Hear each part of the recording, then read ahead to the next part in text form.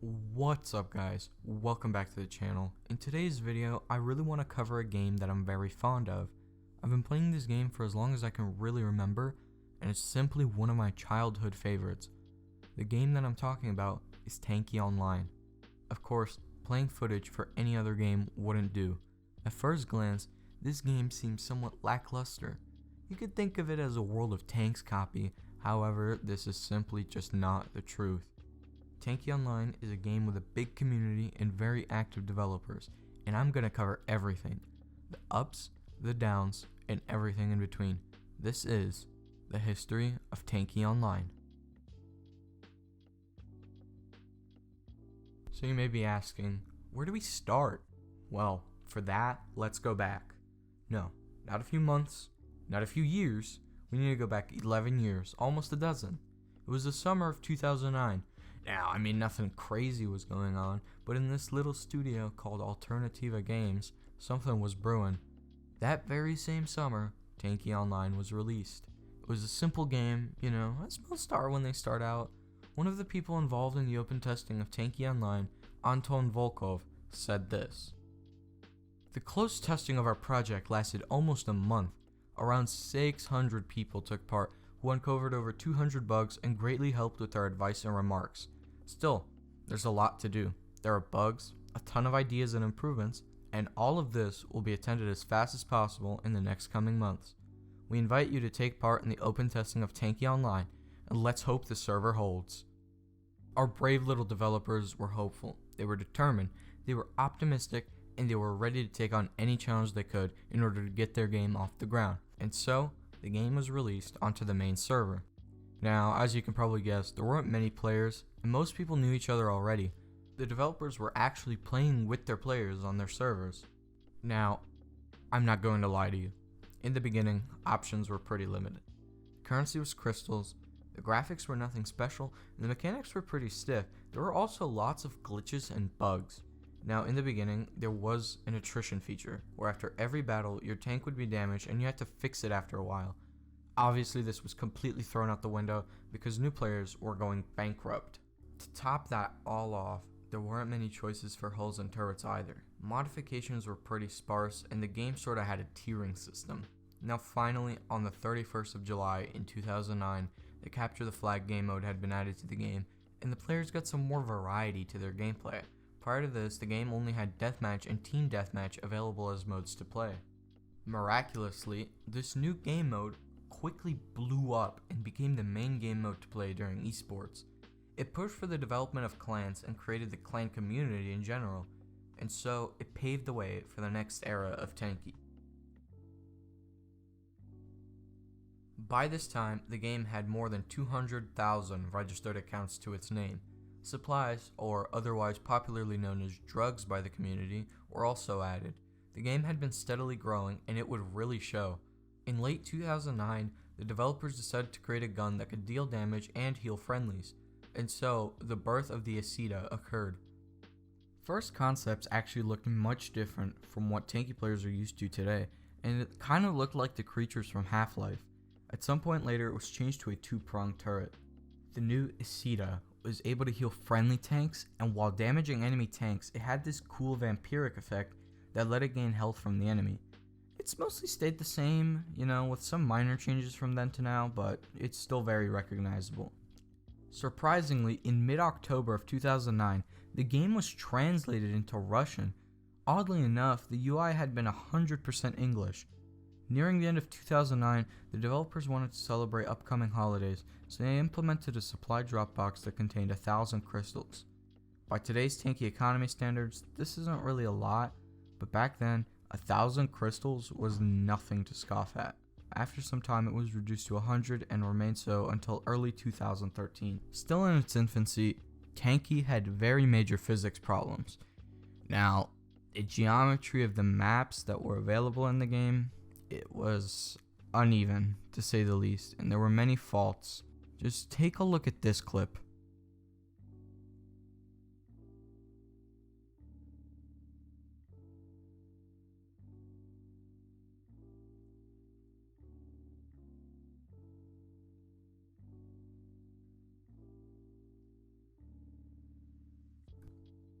In the shadows, something unexpected was rising in popularity. Rather, rising isn't the word, more like booming.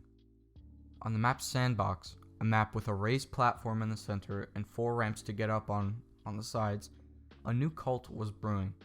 It would grow to be what gave the part of this video its name and named this era in Tanki history.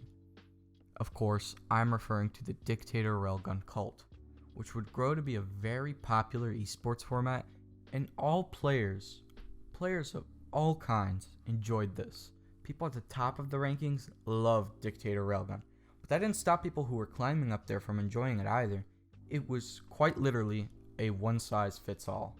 Speaking of rankings, the first Marshal was T7000. Marshal was the highest rank one could achieve back then, and it took a massive amount of XP. At the end of 2009, Alternativa Games began development of a new project dubbed Tanki Online 2.0, supposedly a brand new game with improved graphics, a better UI, and tons more content and functions.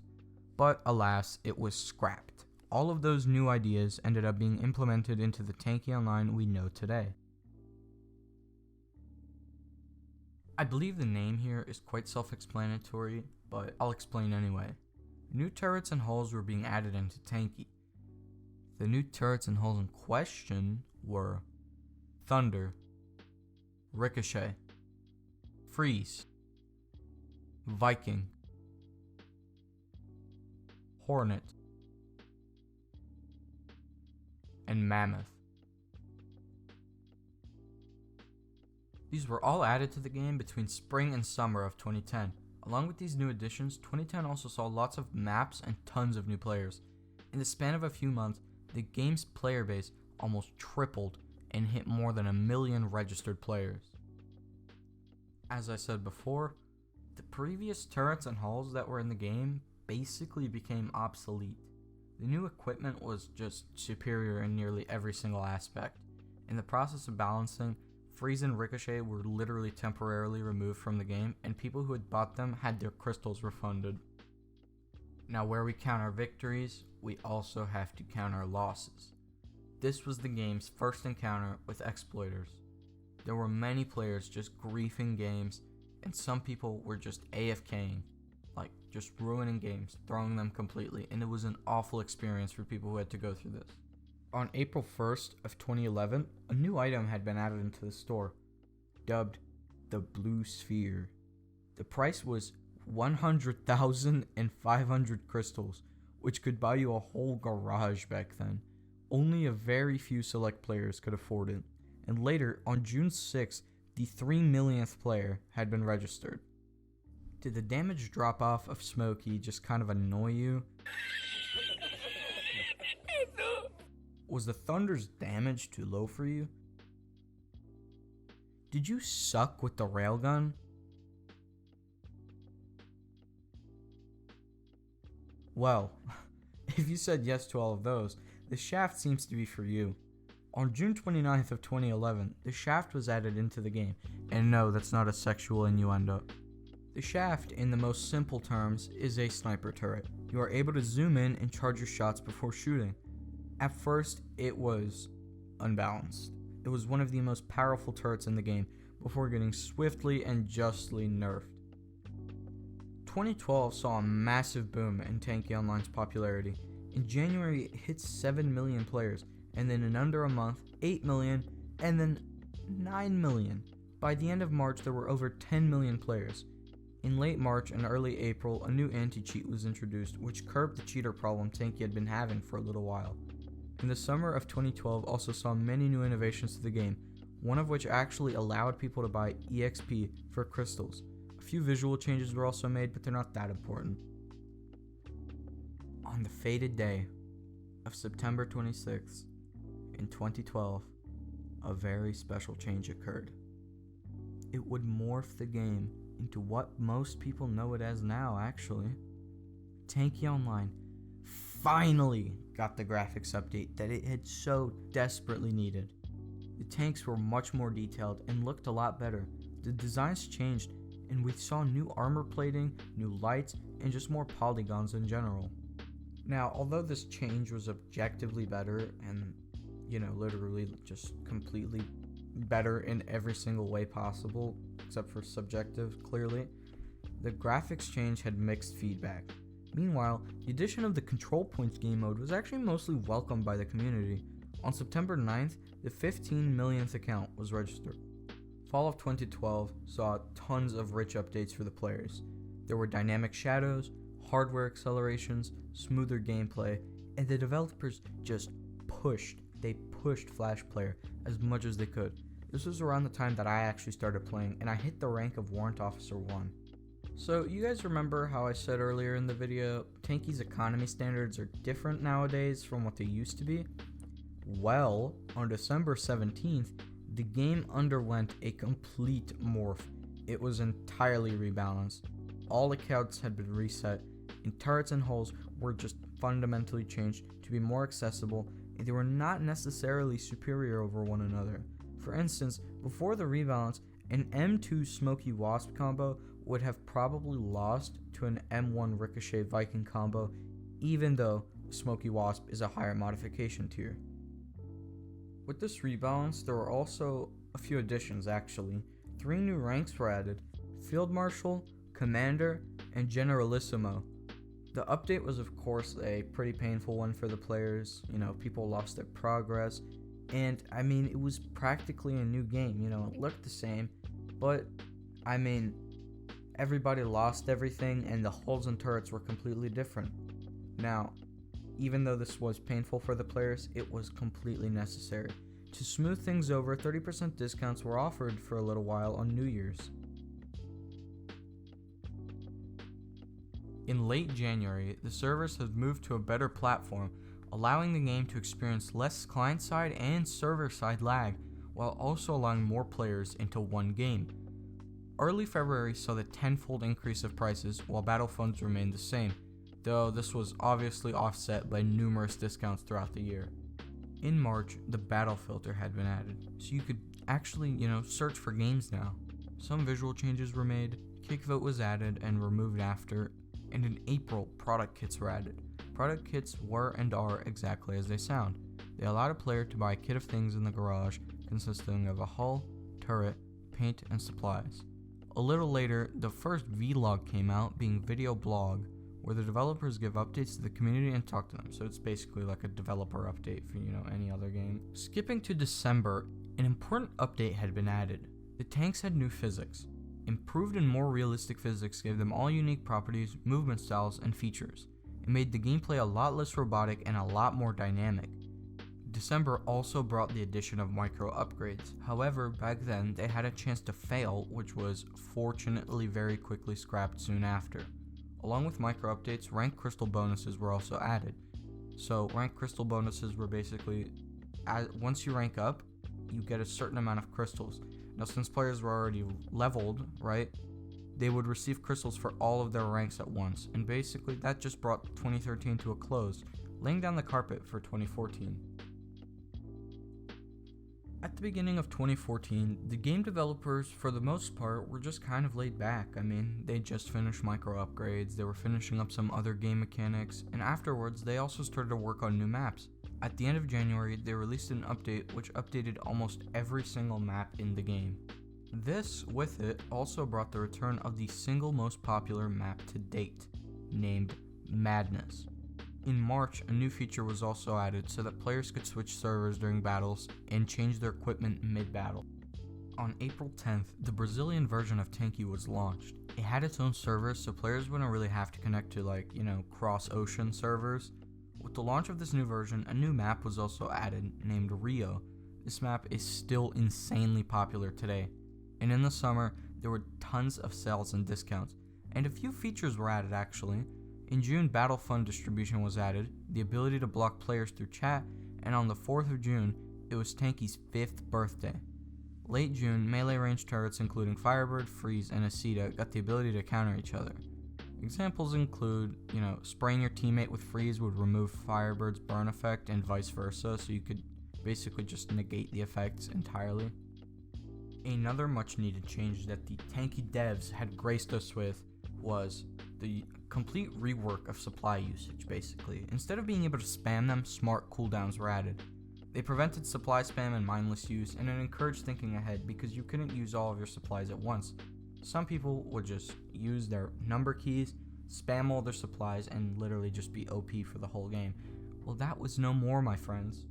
Some other changes that occurred were nighttime variations of existing maps. Only some, though. There weren't like every map had a nighttime variation. There was laser targeting for shaft, which allowed enemies to see where the shaft was shooting from. There was a laser so you could tell where they were. And there was full support of format battles, such as XP-BP. XP is Hornet Railgun abbreviated in Russian, and BP is Wasp Railgun. Some others include Parkour, Dictator Railgun, and there's also a few others that I can't really mention here because there's a lot. In November, it was announced that 2 new turrets would be added to the game, a shotgun and a machine gun. A few tests were carried out afterward, and the 10th turret that appeared in the game was Hammer, the shotgun turret.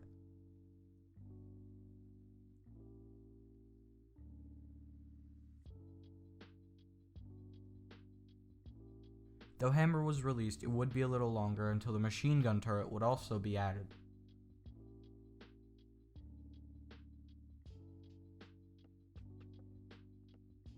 Along with Hammer, a bunch of new paints were also released. On the 29th of January, the long-awaited machine gun turret had been released, dubbed Vulcan. The first half of 2015 mostly really just consisted of balance tweaks, the addition of mouse controls also, and daily missions. Daily missions were in high demand by the community, and it replaced daily login rewards, so people couldn't just cheap out and log in every day to receive a reward. The addition of more XT skins occurred as well, expanding it with the Wasp XT, Viking XT, Mammoth XT, Firebird XT, Thunder XT, and Vulcan XT. In the final quarter of 2015, many discounts happened. It literally became possible to buy items for 30 to 40% of their original price, and at the end of October, along with the Halloween event, premium accounts were implemented into the game. Premium players received double crystals after every match and more EXP. Users were also able to view their own profile statistics and achievements. It's also worth mentioning that in vlog number 65, the developers announced a contest. The 10 fastest players to find keywords hidden within a series of 9 vlogs were awarded their favorite combination of hull and turret. And on New Year's, a new map was released, dubbed New Year, wow, surprising, and the assault game mode. In late January, another useful feature had been implemented, private messages, and more gifts were added to the garage, including the return of the blue sphere. Most notably in February, daily missions had a chain of sorts. The more daily missions you could do in a streak, the higher the rewards. At the beginning of April, it was a bit chaotic. Gold boxes dropped literally 5 times more often and contained up to 50,000 crystals and also premium account days. And some gold boxes turned into bombs that would kill all of the tanks in the area, so it was a mixed bag. In June, the garage got a massive and much needed facelift. On Tanki's 7th birthday, people enjoyed the celebration with double battle funds and gold boxes, and half prices. What a time to be a tanker. In July, the Disintegration update was released. This separated paints and their protective properties, finally allowing paints to be fully cosmetic and allow you to choose whatever protection you wanted while looking as sleek as you want. September introduced us to alterations. These were changes to a turret or hull you could purchase, which, it didn't necessarily make them better, but it just changed them. For example, autocannon on Smokey would fire faster, deal way less damage, but critical hits were way more common. Damage and health numbers were also multiplied by 10 for easier calculations and interpretation. Everything was tweaked, and all M3 turrets and hulls were available for purchase at Marshal rank. November brought with it a new rank, one higher than Generalissimo. It was called Legend. Now this rank, it had a massive EXP requirement of 1.6 million, and for every 200,000 EXP earned after the Legend rank, you could level it up. For instance, 2.4 million EXP would be Legend 5. Just so you know, each kill you get in Tanki is about 10 XP or so. At this point, the game had seriously started to resemble what we have today, and so the year ended off on a pretty good note. I mean, we had plentiful updates, and we even got a new turret that shot rockets, dubbed Striker. and the obligatory New Year sales. At first, Striker was proving to be a little bit broken. There was a lack of protection modules for the turret at the time, but most people didn't even know how to use it, so there was a grace period of sorts for the developers to fix it. In January, the clan system was reintroduced into the game, so you could actually create a clan in-game and invite people. You could give away roles and go into battles as a team with a tag behind your name. In February, love was literally in the air. The Valentine's Day special had brought new gifts, a new skin for the holiday paint, and plenty of sales ranging from 20% all the way to a ludicrous 70% off. In March, Tanki finally partnered with Steam. Yes, the Steam, the gaming giant Gaben Steam. The partnership proved very crucial to increasing the game's player base. On the 7th, Women's Day came to Tanki, with sales, discounts, and themed items. March also saw the release of one of the most hated turrets to date, Magnum. It was an artillery turret, only being able to rotate vertically unless you bought the alteration, in which it could only rotate horizontally. I am going to have to point out that April's regular joy and uplifting spirit was, just pretty much crushed by the sadness of the tragedy at Kemerovo. I'm going to link the Wikipedia article in the description if you want to know what happened, but all events were postponed for a few days on Tanki. In contrast, July was an incredible month for Tanki Online. Promo codes were added to the game, and you could occasionally catch one during a stream or in a YouTube video or even during a promotional event. On July 7th, the first ever animated paint was added to the game, named Flow. The next few months were pretty much packed with events. There are way too many to name, but some honorable mentions are the Goodbye Cedric meme contest, in which players had to wish their goodbyes to Cedric using a meme, Tanker's Day, and the Tanki Thinking Challenge. Also, at this point, the game welcomed overdrives, and an overdrive is just an ability that allowed a tank to gain all 3 supplies and heal itself, though this would be later overhauled to be different for every hull. Despite these last few months being filled with events, October was relatively quiet, save for the Halloween event. November, however, brought the release of containers and the new Spectrum paint. December brought an update which limited the amount of friends on your friends list to 300. No more popular kids, huh? The anti-cheat was improved, tons of events were introduced, and mission chains were also improved. At this time, vlogs literally hit their 157th episode. Keep in mind, vlogs were on a weekly release schedule, because this is just some massive dedication from the developers, and I seriously applaud them on that.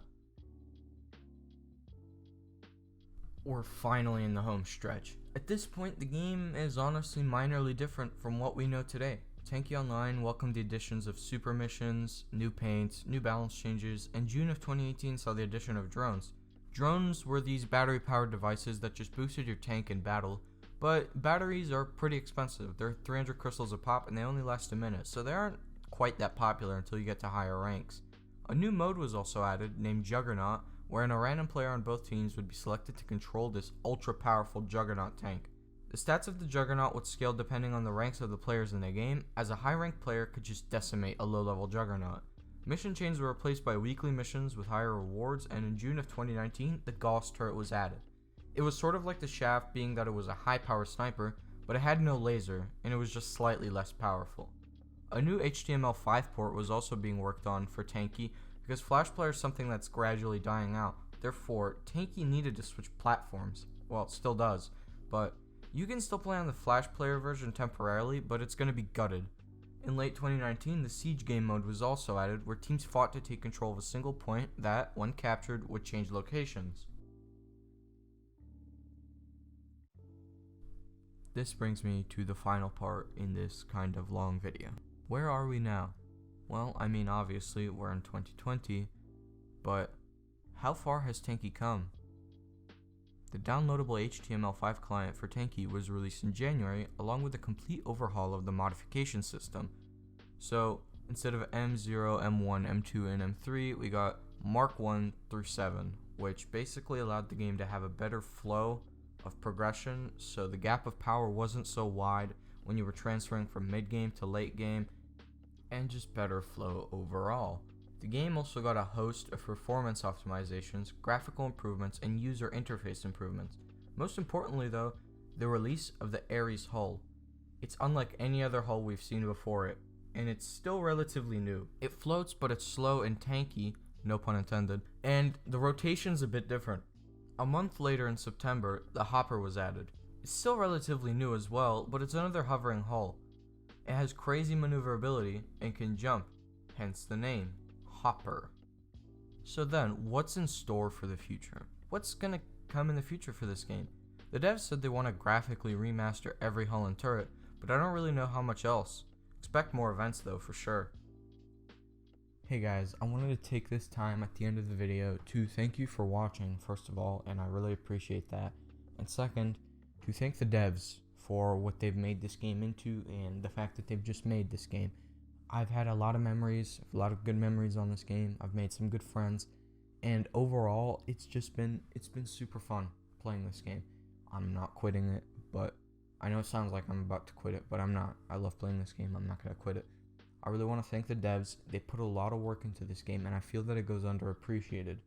I know a lot of people are unhappy with the current changes on Tanki, but this is the process. This is the process of the game growing up.